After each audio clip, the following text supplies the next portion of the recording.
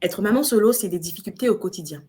C'est souvent être le papa et la maman au même moment, c'est faire face aux discriminations, mais c'est aussi avoir ce pouvoir de rester debout, d'être le ministre de l'Intérieur et de l'Extérieur dans ce pays où maman et enfant forment un État, une équipe et se soutiennent au quotidien. C'est par cette citation de mon invité Amina Loutou-Bandoy que commence ce nouveau numéro spécial de Résilience, tourné à distance depuis Paris et Bruxelles.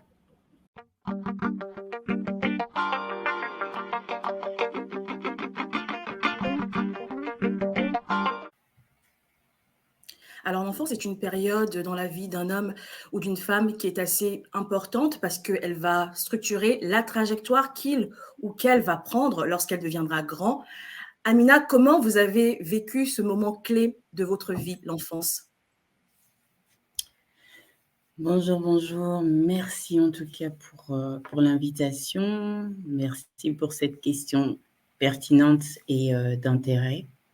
Comment j'ai vécu mon enfance? Très difficilement, parce que déportée de mon cocon familial d'origine, on va dire ça comme ça, et exportée vers un cocon familial hybride où j'avais pas la même couleur, où j'étais pas forcément réellement la bienvenue, où il a fallu s'adapter à des difficultés européennes quand on est un enfant africain et qu'on ne connaît pas son histoire ou sa culture. Donc, en clair, vous avez très peu vécu avec vos parents biologiques. Donc, vous avez été placé dans une famille d'accueil en Belgique, une famille d'accueil de personnes blanches. Tout Voilà. à fait. Et donc, du coup, j'imagine que, comme vous le dites, ça a dû être difficile. Vous aviez eu du mal à trouver vos repères aussi, également? Enfants, non, je pense que les enfants absorbent tout, ne sont pas assez. Quand on est un enfant, on prend tout avec le sourire, je vais dire par là. C'est quand on est confronté à la société, je parle de l'école, quand on rentre à l'école et qu'on se rend compte finalement que à l'école, ben, on n'a pas la même couleur non plus, que les parents sont différents avec leurs enfants. Et forcément, il y a le cocon familial où il y a papa et maman, mais après, il y a la grande famille, on va dire. Et donc, j'étais mal à l'aise dans la petite famille, mais très à l'aise dans la grande famille. Et puis, quand j'étais dans la société, alors, il y avait un contraste. Donc, je me rendais bien compte que je n'avais pas ce que je devais avoir, mais je devais vivre avec ce que j'avais. Et donc, c'est ce que j'ai essayé de faire le plus possible, étant donné que j'étais issue d'un foyer violent entre l'homme et la femme et qui a décliné sur ma personne au cours des années. Alors, Amina, vous avez connu des moments de joie, mais votre enfance a été beaucoup rythmée par la douleur et la souffrance. Est-ce qu'à ce moment-là, vous voyez la tournure qu'allait prendre votre avenir? Comment vous imaginez votre avenir, en fait, dans toute cette souffrance, dans cette galère que vous viviez? Comment imaginer mon avenir? Je ne savais pas si j'aurais un avenir en fait, mais tout ce que je prenais, j'aimais bien le théâtre, j'aimais bien me déguiser. J'étais très jeune, j'aimais bien. On avait des bacs avec des perruques, avec des vêtements, et je me déguisais. Ça me permettait de devenir quelqu'un d'autre en fait, de quitter ces espaces de souffrance. Et, euh, et donc j'ai vécu en ayant une double vie, si on peut dire ça comme ça. Il y a des enfants qui ont un copain imaginaire, et Mhm. moi j'avais Lamina imaginaire, ou Lamina que je voudrais être demain, Lamina qui est devenue cette Amina finalement à force. Mais voilà, je m'étais créée une Amina à travers mes jeux théâtrales. D'accord. Alors, vous devenez maman très tôt, à l'âge de 17 ans. C'était un peu précoce, non?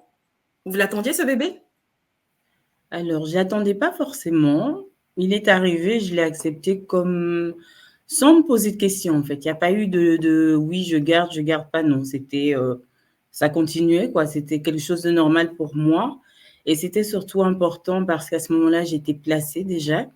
Et c'est pour moi la possibilité de créer ma famille, réellement ma famille, avoir quelqu'un qui me ressemble, quelqu'un qui va pas me rejeter, quelqu'un qui va me garder, puisque j'avais eu ce parcours où rejeté par mes parents biologiques, rejeté par cette famille d'accueil, rejeté par le système aussi un peu, hein. On va dire que le système n'a pas de bras qui vous console. Et là, c'était la possibilité de créer un monde, de créer une famille hybride, mais ma famille à moi, et d'avoir quelqu'un qui me ressemble, d'avoir un compagnon avec lequel je ne me séparerai jamais, en fait. D'accord. Et finalement, aujourd'hui, vous avez 4 enfants de 4 pères différents. Donc, les choses ne se sont pas passées comme vous le souhaitiez avec vos compagnons, ex-compagnons.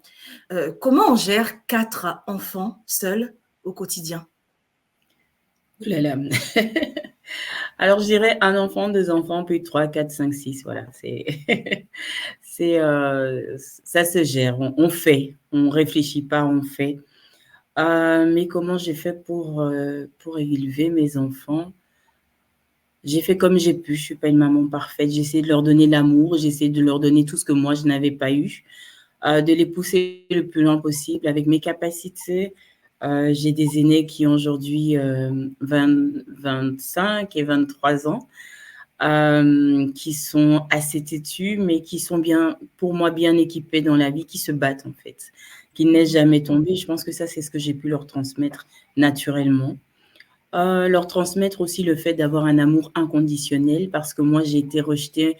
En tout cas, je l'ai pris de cette façon, c'est-à-dire qu'on n'a plus besoin de toi, on ne t'aime pas, tu ne comptes pas. Et peu importe ce que mes enfants font, dans la limite du possible et de ce que le Seigneur me permet, en tout cas, je ne les laisserai jamais. Ils seront toujours mes enfants, ils seront toujours les bienvenus à la maison. Évidemment, on a des moments où on ne se parle pas, hein, c'est des adultes aujourd'hui, on ne se comprend pas, ils vivent chez eux. Et en ce qui concerne les petits aussi, c'est un encadrement différent des deux premiers, parce que maman à 17 ans n'est plus la maman qui a passé 30 ans. On est moins laxiste, la société est différente aussi.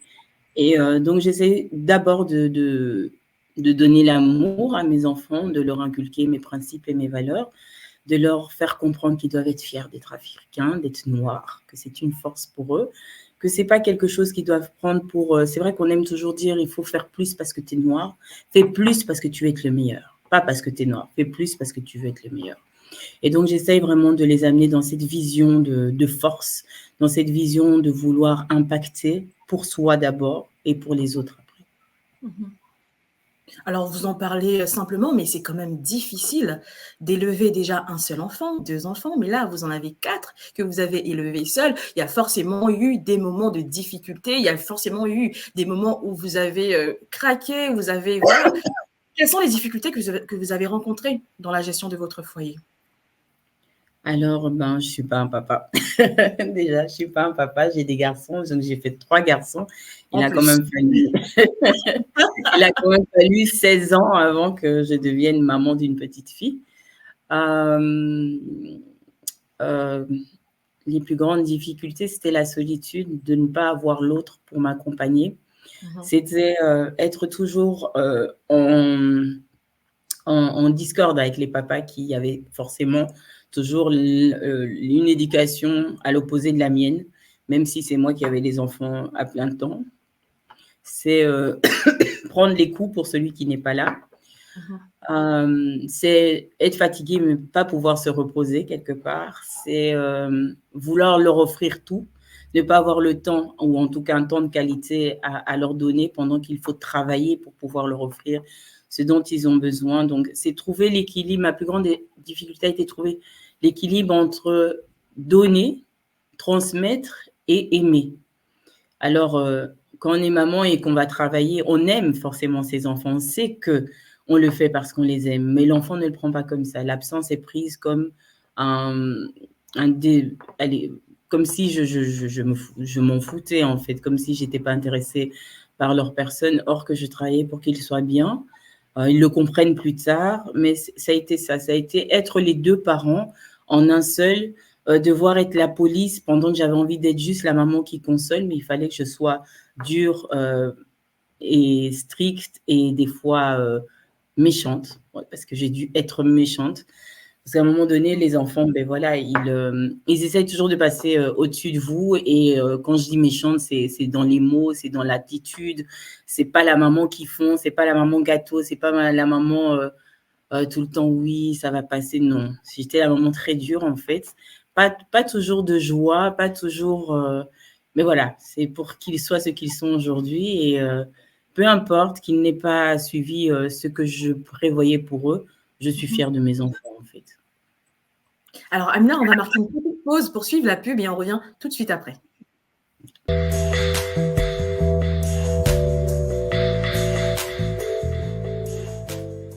Pour nos prochaines émissions, nous recherchons des hommes et des femmes qui souhaitent intervenir sur les thèmes suivants.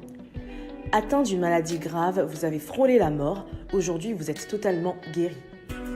Vous êtes longtemps resté au chômage, malgré vos qualifications, vous êtes désormais une personnalité incontournable dans votre domaine que tout le monde s'arrache. Parti de rien, vous vous êtes construit seul et vous êtes devenu un modèle de réussite pour les autres. Vous êtes parent, vos relations avec votre enfant étaient conflictuelles, aujourd'hui vous êtes devenus les meilleurs amis du monde. Vous avez longtemps entretenu des relations avec des hommes mariés, lassé, vous avez fini par abandonner cette voie. Aujourd'hui, vous êtes marié et épanoui dans votre propre foyer. Vous vivez avec un handicap, mais votre situation ne vous empêche pas de travailler. Vous avez été victime de harcèlement ou de violence et vous souhaitez témoigner. N'hésitez pas à nous contacter sur nos pages Facebook ou Instagram, Liana TV, Ma Vie Piaz.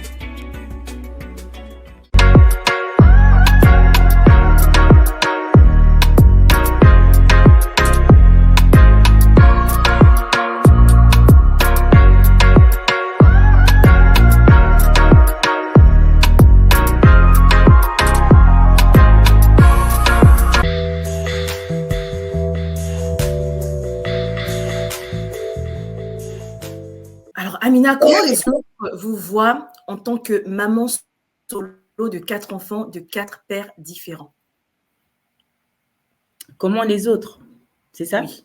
La perception des autres sur votre statut. La perception du monde. Très gentil, évidemment. Bon, souvent, plus jeune, c'est une fille facile, sans doute. Elle a un problème parce qu'elle n'est pas mariée et qu'elle continue à faire des enfants, ou c'est au prochain, elle fera encore un enfant, ou c'est... Oui, non, c'est pas une fille de grande valeur. Voilà, ça a été beaucoup ça, et à l'opposé, en parallèle, en opposition, oui, plutôt en opposition, il y a eu, elle est forte, elle se dépasse, ça n'a pas marché, ça arrive à tout le monde. Elle a peut-être été naïve d'essayer 4 fois, elle l'a fait et elle assume, en fait. Donc, les gens voient soit on va dire la carte qu'on présente, les menus, et d'autres vont goûter le menu. Et quand on goûte le menu, on se dit, elle a assumé, elle se bat ou elle s'est battue. Et le résultat est que les enfants sont équilibrés, que les enfants fonctionnent, et qu'ils grandissent, où d'autres ont échoué même quand ils étaient à 2, peut-être. Et tous ces jugements négatifs de la part des autres, est-ce que ça vous blesse? J'ai été blessée quand c'était des personnes que j'ai considérées ou que j'ai aimées. En général, je suis quelqu'un, ça paraît peut-être prétentieux, de très m'en-foutiste par rapport au jugement des gens. Parce que en général, on juge, on n'aide pas, on ne vient pas et on juge sur quelque chose de lisse, quelque chose de plat. On ne va jamais dans la recherche. J'ai souvent entendu des gens parler de moi, parler de mes enfants, mais quand on posait la question comment s'appellent ses enfants ou combien elle a d'enfants, on ne sait pas le dire. On le dit aujourd'hui parce que sur les réseaux, j'en ai parlé, parce qu'on en parle, parce qu'il y a des documentaires qui parlent de ça, que j'en ai 4, mais je peux poser la question aux personnes: quel âge ont mes enfants ou comment s'appellent tout simplement mes enfants? Quels sont les prénoms des enfants? Donc, je suis quelqu'un je dis toujours, je suis née dans l'adversité, j'ai grandi dans l'adversité, je continue d'avancer dans l'adversité. Et pour moi, quand je trouve ma solution, je n'ai pas une armée derrière moi. Donc, on peut me juger comme on a envie de me juger, chacun a le droit de juger, mais ce n'est pas ça qui va m'arrêter ou ce n'est pas ça qui va me faire avancer. Je pense que la vie m'a appris à être droite, à être stable, vraiment avoir un socle stable et de ne pas être fragilisé par l'intérêt ou le désintérêt des autres. Donc, j'ai un objectif, c'est de faire grandir ces citoyens de demain à ce qu'ils deviennent adultes. Alors, il y en a déjà 2 qui sont adultes, il m'en reste 2. Et c'est de faire en sorte qu'ils puissent créer d'autres adultes plus tard équilibrés et de, pourquoi pas être une ressource, un visage équilibré pour les petits-enfants que j'aurai dans le futur. Mais c'est surtout, voilà, je pense que si je m'étais arrêtée à toutes les choses qu'on m'a dites depuis que je suis petite jusqu'à aujourd'hui, dans ma vie de femme, je me serais jetée d'un pont il y a très longtemps. Je me serais suicidée parce que la vie n'est pas gentille, les gens ne sont pas gentils. Quand vous vivez dans un environnement d'Européens et que vous êtes noir, on n'est pas gentil.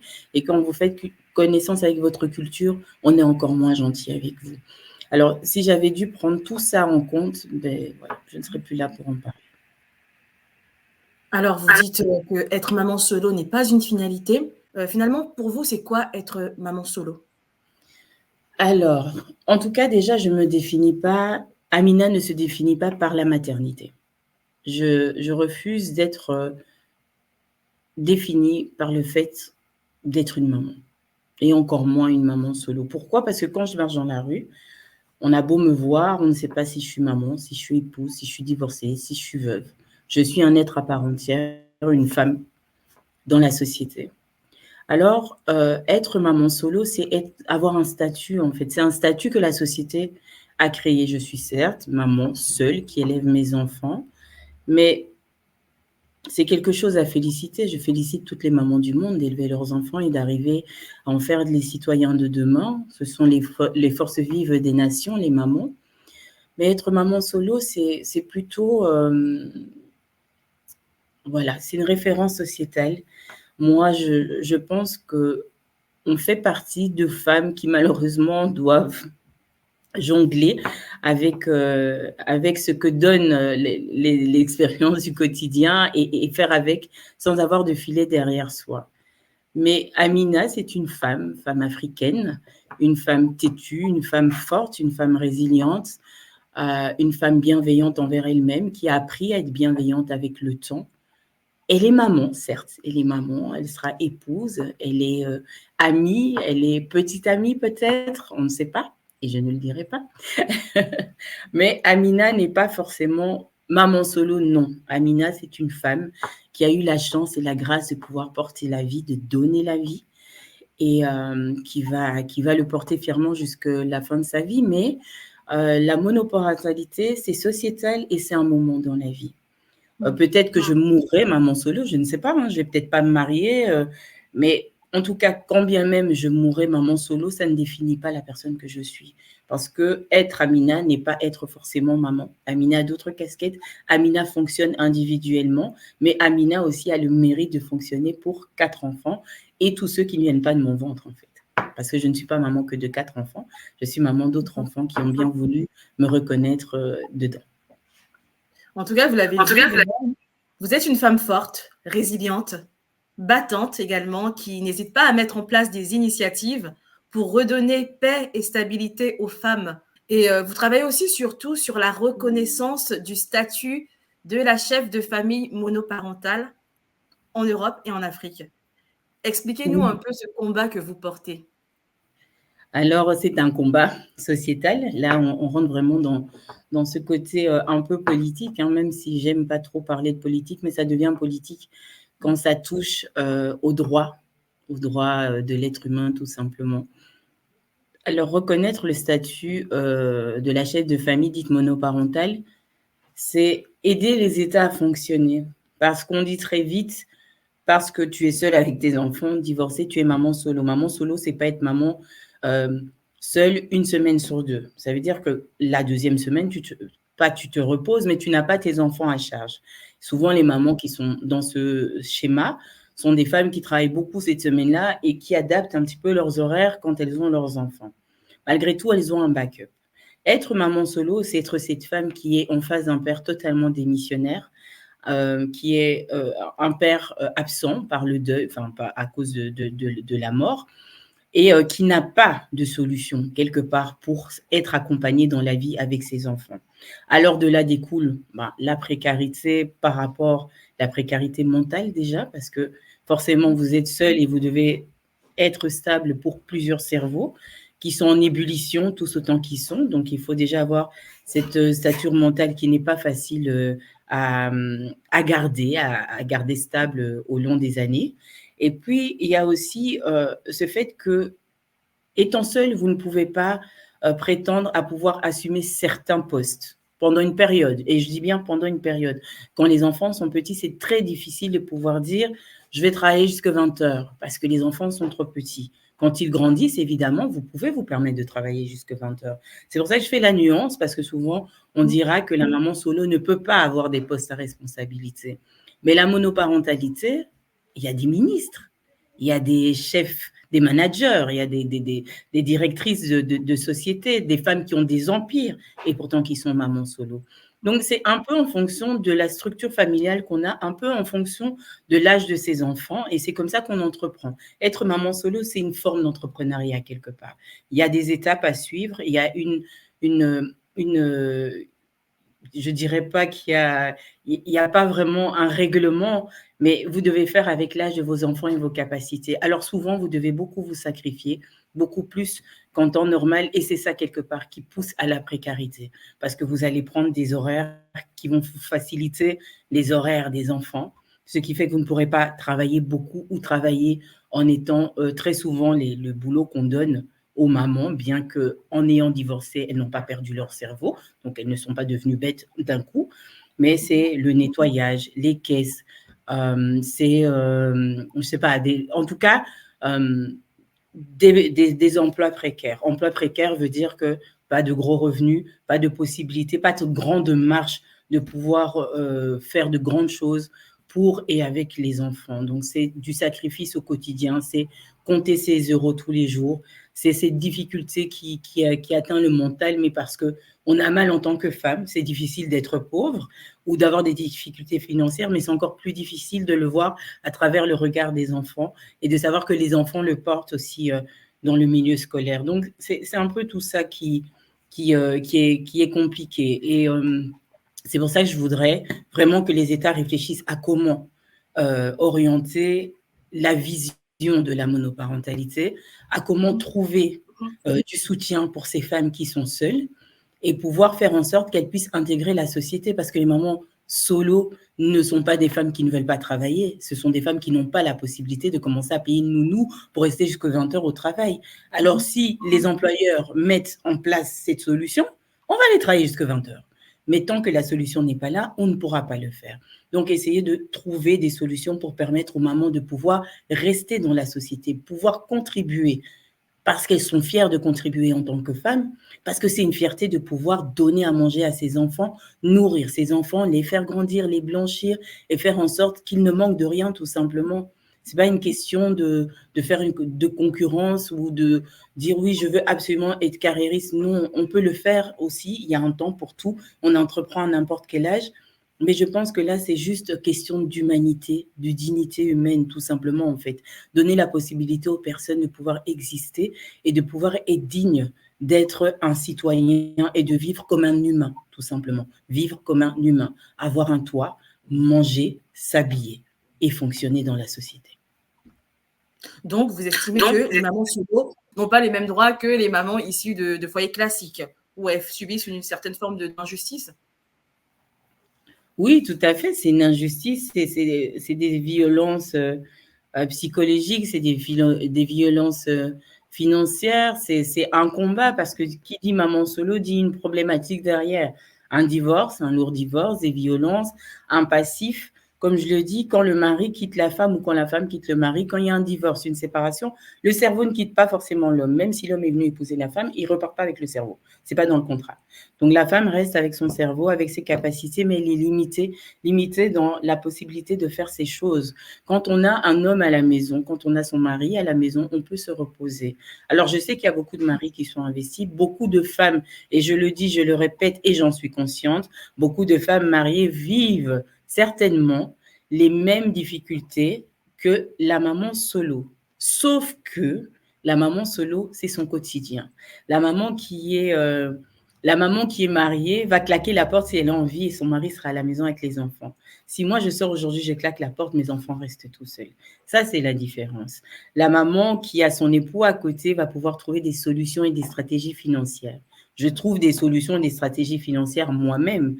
Et si j'ai de la chance de vivre avec des enfants qui travaillent, alors on se débrouille avec les enfants. Mais en général, il n'y a pas de backup, il n'y a pas de filet, tu es seule à compter sur toi-même. C'est ça la différence entre les femmes. Je pense que toutes les femmes ont ce poids de devoir s'occuper de l'éducation des enfants dans le monde, mais la maman solo a tout l'ensemble, elle porte tout. Elle a ce poids-là, mais elle est monsieur, elle est madame, elle est avocate, elle est infirmière, elle est docteur, elle a toutes ces casquettes qu'elle doit gérer toute seule pour le bien de sa famille. Là est la différence entre la maman classique qui vit dans un foyer accompagnée de son époux, donc elle a quelque part les avantages qu'on a dans le fait d'être à deux. Mais la maman solo est toute seule et elle ne jouit d'aucun avantage finalement. Et la société ne lui permet pas non plus d'avoir ces avantages parce qu'il faut toujours répondre à X et X conditions qui sont des fois trop hautes et trop basses. Il y a des mamans solo qui ne s'en sortent pas, mais pourtant qui ont des salaires qui sont de 2000 ou 3000 en fonction de l'historique, parce qu'il faut voir aussi d'où vous venez quand vous êtes séparés. Et donc, elles ne peuvent pas prétendre avoir des aides parce qu'on estime qu'elles ont un salaire assez élevé. Mais la réalité, ce n'est pas votre salaire qui détermine votre réalité ou votre historique, si vous êtes propriétaire, si vous venez d'un quartier UP, je ne sais pas. Hein. Ce n'est pas parce que vous divorcez que vous ne pouvez plus habiter dans votre quartier UP, en fait. Mais ce qu'on doit mettre au centre du débat, c'est les enfants, parce que les mamans se battent pour les enfants. C'est pour pouvoir donner à manger à leurs enfants, c'est pour pouvoir encadrer leurs enfants. Ce n'est pas pour aller chez Chanel et Gucci, en fait. Donc ça, c'est quelque chose qu'il faut vraiment travailler. Le bien-être des enfants d'abord. Et avant que les enfants soient bien, il faut que la maman soit bien. Et la maman sera bien par rapport à sa charge mentale qui sera équilibrée et sa possibilité de pouvoir intégrer la société selon ses capacités, ses compétences, pour pouvoir prétendre un salaire décent pour faire grandir ses enfants dignement. Alors, Amina, votre action est menée en Belgique et en Afrique. Est-ce que la situation des mamans solo est la même en Europe et en Afrique? Non, pas du tout. La situation d'une maman partout est la même dans un sens de, on regarde le cadre de la maman. Maintenant, les réalités en fonction de là où on se trouve sont différentes. Nous avons des aides, nous avons du support financier ici, nous avons des aides à la santé, ce qui est une charge en moins, ce qui n'est pas en Afrique. En Afrique, si vous avez votre famille, votre enfant n'est pas votre enfant. C'est l'enfant de toute une famille, c'est l'enfant de tout un village. Donc, en fonction, je dirais, de la position géographique où vous êtes, en fonction de la culture et de la religion à laquelle vous appartenez, la monoparentalité se vit différemment.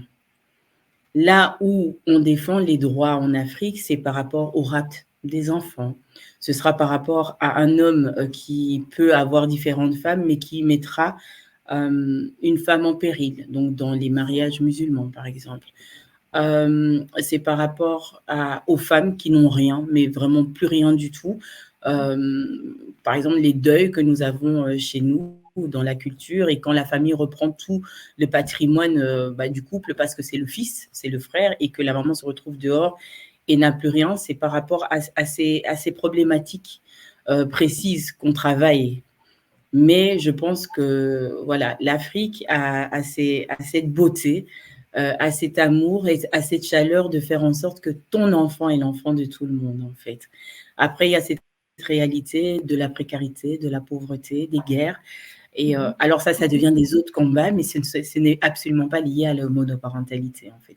Donc, il faut savoir faire la différence entre pauvreté, précarité due au continent africain par l'histoire, par les guerres et tout ce qui s'ensuit, et la réelle cause qui m'importe, la monoparentalité. Donc, c'est vraiment en fonction de la situation, en fonction de la religion, en fonction de la culture et des coutumes.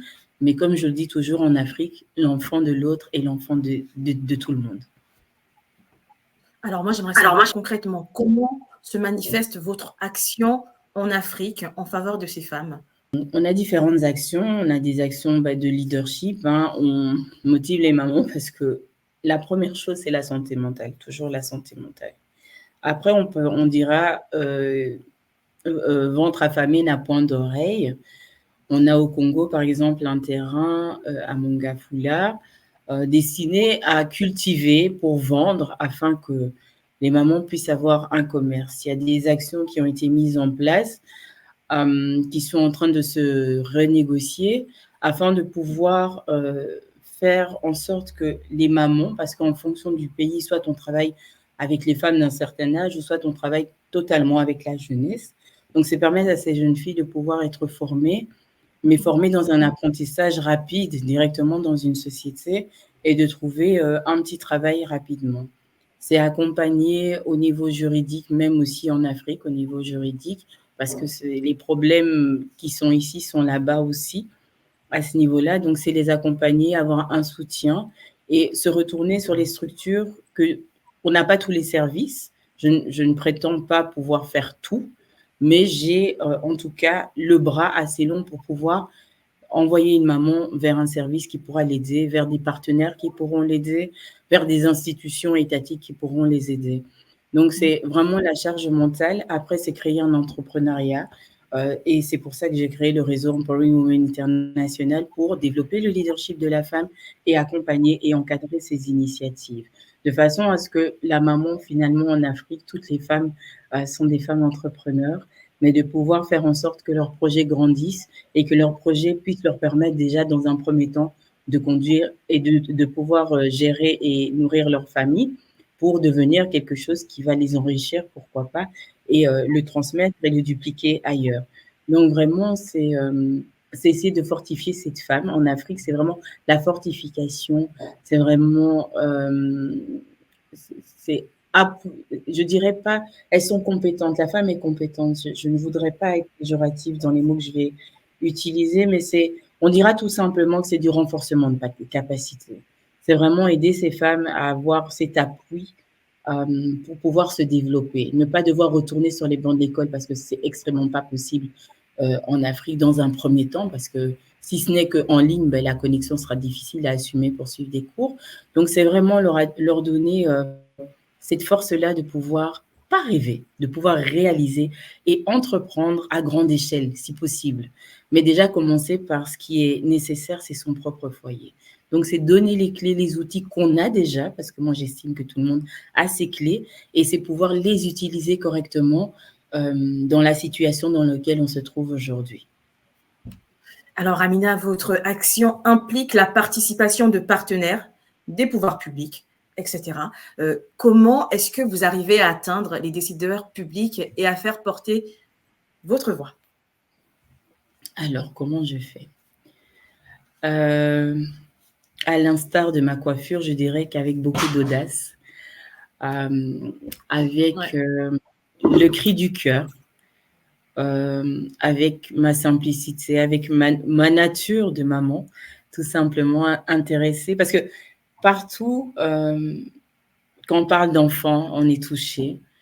On a tous une maman quelque part, on a tous vu sa maman se battre dans la vie, et je pense que quand on arrive simplement avec un projet qui est d'intérêt sociétal, il est compréhensible et il peut être pris en compte par des partenaires. Alors, je n'ai pas forcément tout de suite accès au Premier ministre, mais je vais passer par telle ou telle personne qui portera en mon nom des questions et m'ouvrira des portes pour pouvoir établir des partenariats, établir des outils de fonctionnement pour les femmes, mais je dirais avec beaucoup d'audace, vraiment avec beaucoup d'audace, du culot, de la résilience, parce qu'il en faut, hein, on ne dit pas toujours oui, mais surtout de la détermination, vraiment.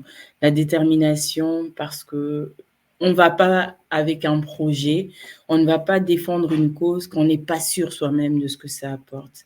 Mais quand on est encore maman solo, comme je le suis aujourd'hui depuis plus de X années, ça se compte en décennies, on est convaincante parce qu'on le vit. Et on ne doit pas convaincre une personne de parler de sa propre vie, en fait.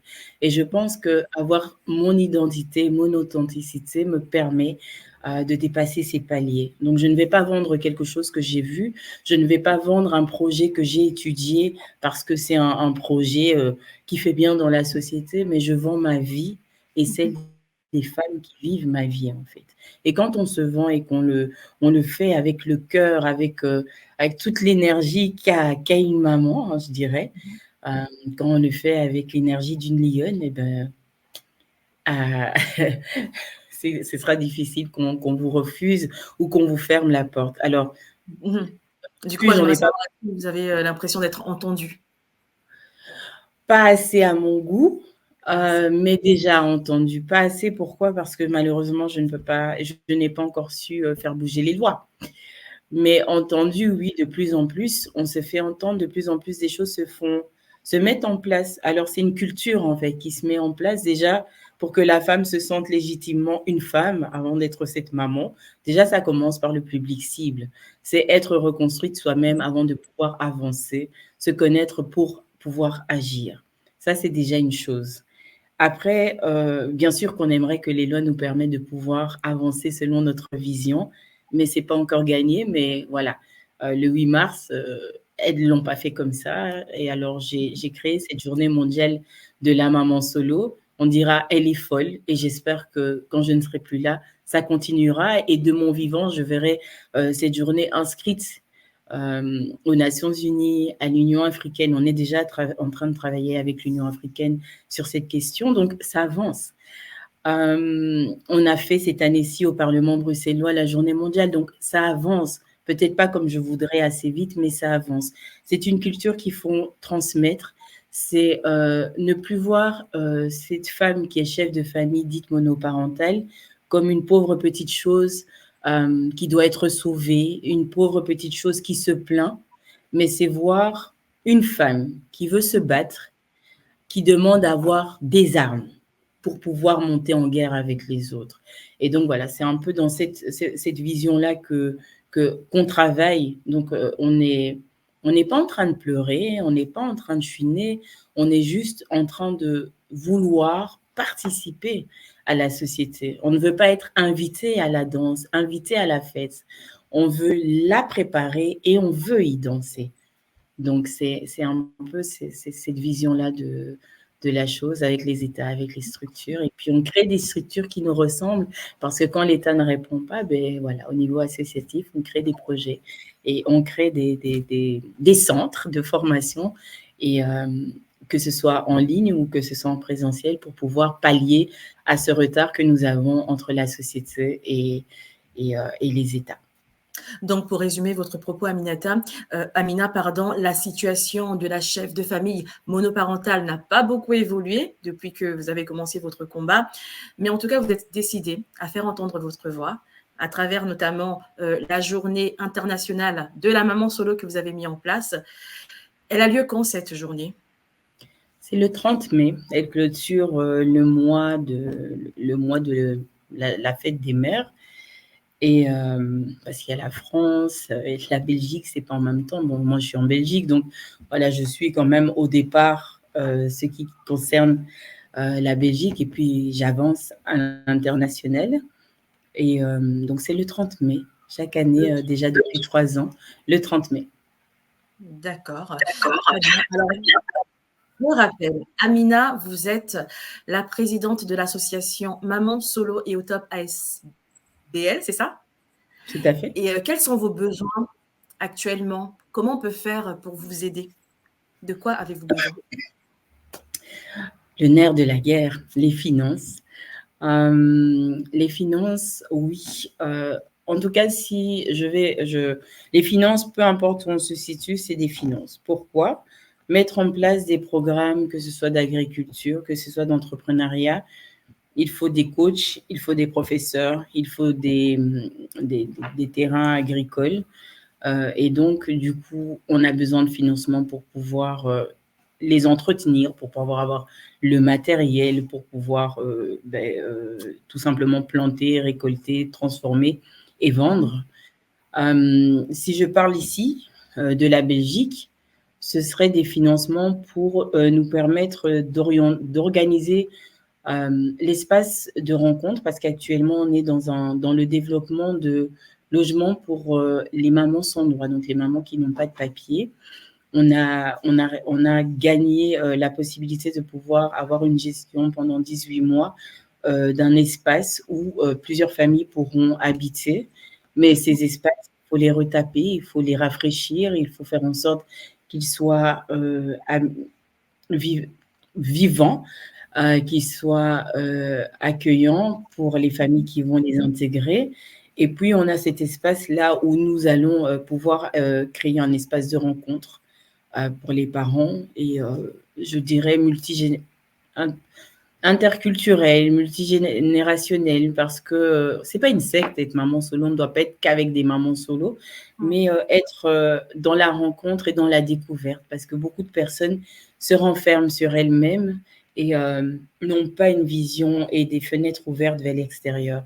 Donc, c'est permettre par différentes thématiques d'ouvrir le champ des possibles, d'ouvrir une porte à la culture, d'ouvrir une porte à l'art qui permet de s'envoler, de s'évader et de créer comme ça différents projets. On est sur le bien-être, donc on reste toujours centré sur la santé mentale, sur le bien-être.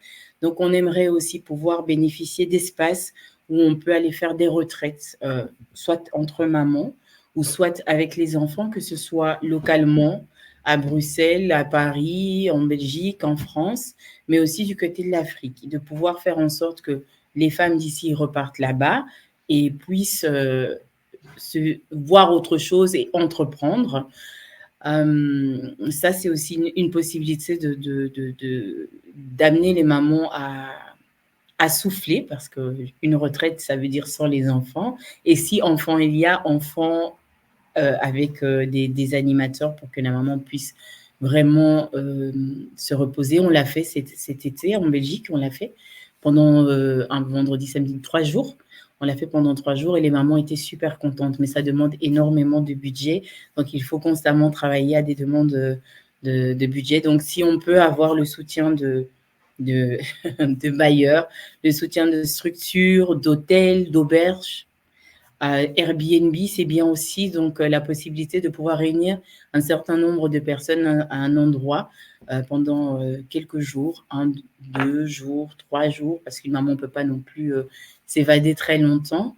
Mais ça permet aussi de renforcer les capacités, mais ne pas que le faire dans des conférences, dans des réunions, mais ça permet de vivre avec les autres. Quand vous vivez à côté de quelqu'un, c'est différent que de voir la personne dans un événement où vous êtes peut-être préparé, vous êtes chic, vous ne laissez pas forcément la glace se briser. Mais quand vous êtes vraiment enfermé avec des personnes, vous êtes plus apte à vous vider. Vous êtes dans un espace où ceux qui est là-bas restent là-bas. On ne le ramène pas après, mais on se vide quelque part de la mauvaise énergie et on repart avec beaucoup de force avec les choses qu'on a pu apprendre, prendre des autres et on les met en application au quotidien. Donc, ce serait évidemment des budgets, ce serait l'aide pour le remplissage d'appels à projets, parce que c'est ça aussi, c'est qu'on ne peut pas tout faire, on ne peut pas être sur le terrain et dans les bureaux. Donc, c'est vraiment avoir des personnes ressources pour répondre aux appels à projets, le budget et surtout des bénévoles qui pourraient permettre de donner, je ne sais pas moi, des avocats, des personnes dans lesquelles on a besoin d'être souvent voilà, aidés. Donc, les avocats, forcément, pour les séparations, mais aussi pour accompagner les jeunes. Des psychologues, on en a, mais pas assez. Ils ont leur travail. Donc, on en a déjà pas mal qui travaillent avec nous. Mais tout fait nombre, on n'a jamais assez de personnes. Et voilà, ce serait plus dans ce ton-là. Voilà. En tout cas, les besoins sont là. Comment faire pour vous contacter, pour contacter votre association? Alors, l'association est contactable évidemment sur la page Maman Solo et au top, sur Facebook, sur Instagram. Il y a aussi l'adresse email info.maman solo et au top, donc c'est 2 S, maman au pluriel solo et au top @gmail.com et bien sûr le site www.mamansoloeautop.org. tout simplement. Merci beaucoup pour cet entretien, Amina. On vous souhaite bon courage pour la suite et j'espère Merci. que des personnes vont répondre favorablement pour vous aider à avancer dans votre action. Voilà, c'est la fin de Résilience. On se retrouve la semaine prochaine pour un nouveau numéro.